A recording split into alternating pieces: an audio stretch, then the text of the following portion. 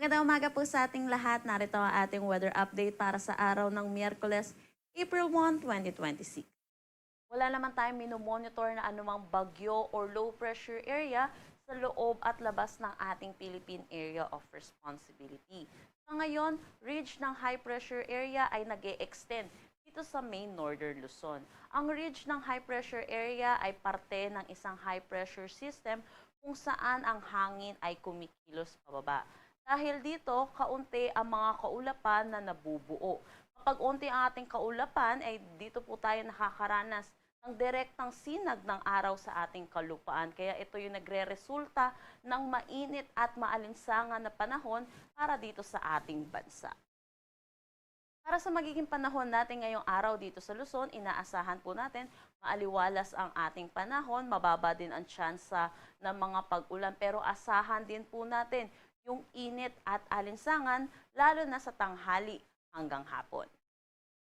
Pagwat ng temperatura para sa Metro Manila 23 to 33 degrees Celsius, Lawag 24 to 32 degrees Celsius. For Tuguegarao 24 to 35 degrees Celsius, Baguio 16 to 25 degrees Celsius. For Tagaytay 20 to 31 degrees Celsius at Legazpi 25 to 31 degrees Celsius.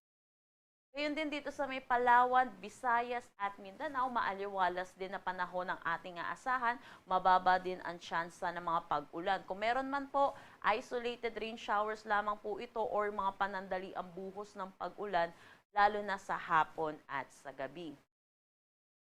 Agwat ng temperatura para sa Kalayaan Islands at Puerto Princesa, 25 to 32 degrees Celsius, Iloilo 25 to 31 degrees Celsius.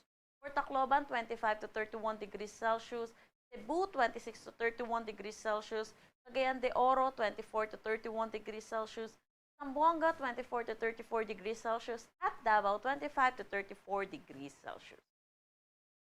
Para sa ating heat index kahapon, dito sa Metro Manila, nakapagtala tayo ng 35 to 36 degrees Celsius. Pinakamainit po natin na itala ay dito sa may Birac, Sinop, Catanduanes, which is 47 degrees Celsius, at sumunod ang Dagupan City, Pangasinan at Mambusaw, Capiz with 42 degrees Celsius. So pinapaalalahanan po natin mga kababayan po natin, danger level na po itong naranasan po nila kahapon.